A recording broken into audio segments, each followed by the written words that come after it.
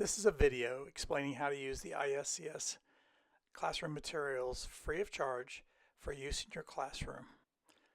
ISCS was materials developed by classroom teachers collaborating with university scientists to make a curriculum where students discovered science by doing hands-on activities.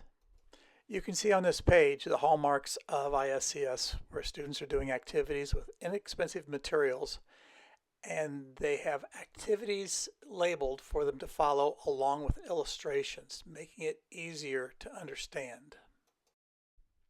Working in partnership is important, along with fun activities like this reaction measurement experiment.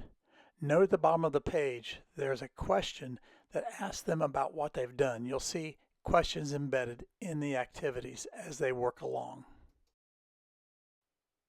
The unit we're looking at here, Investigating Variations, like all ISCS materials, has plenty of charts, tables, and graphs for the students to use and teach them and organize their information. Units like this, where the students are testing their peripheral vision, uses data tables with a whole classroom set of information so the students can use that data to learn terms like range, mean, mode, other statistical analysis. Here's another high interest activity where the students measure the blind spot that is in our eye or in our vision. There's something called excursions also with this curriculum.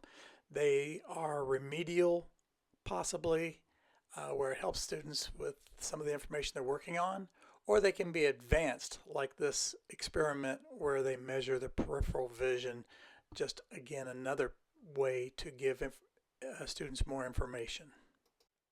For those of using the whole book, you may want to consider using some of the materials with links that have, like in this case, student answer sheets with tables, charts, graphs, and a place for students to put their answers for questions and excursions. There are also simple 10-question quizzes that go along with this particular unit. So check that out in the table of contents. We've been looking at Investigating Variations unit. This is a level 3 book. It's written on about a 5th grade reading level, like mini text, but you'll see a lot of different links for a lot of different things in this particular unit.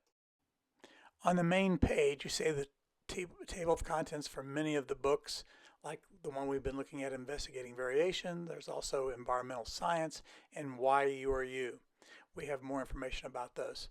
There's also the particle model, which is basically chemistry. You'll see also other links for resources that you can use in your classroom. The unit called Environmental Science has a lot of different resources you can use.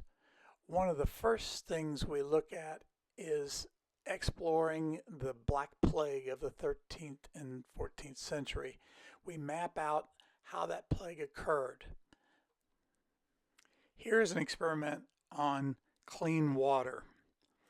Another unit we do is called Why You Are You, about genetics.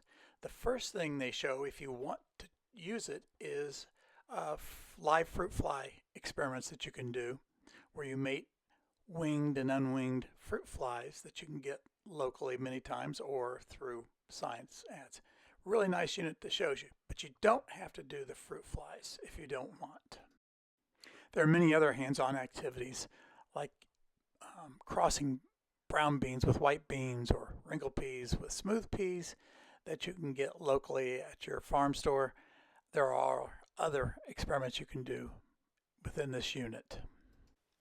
The level 2 material, called the particle model, is basically a chemistry program for middle school or 9th grade. It has a lot of simple experiments. One of the ones that, for example, you start off with is putting shells and an acid of some sort on a bag, weighing it, and watching it lose weight as you let the gas out, proving that particles that you can't see have mass. It gets more complex as you go along each chapter. Any of these experiments have lots of illustrations to go along with them. Here's one where you're isolating copper, for example, on a rod, showing that you can take elements apart and having ways to prove when, for example, copper is in a substance. It's in two parts, part A, part B, and of course you can imagine that part B gets even more complex as we go through it. There's also a teacher's manual included, which explains some of the experiments that you're doing in some of the chapters, what they're going after. It has answers to some of the questions in the book, and there's also some instructions on how to mix the chemicals and how to set up some of the equipment that helps the teacher along. There's a web page of environmental links to all sorts of references and games and things like that you can use, resources. There's also a secondary Web 2.0 things that you can do online for science and other subjects. Those will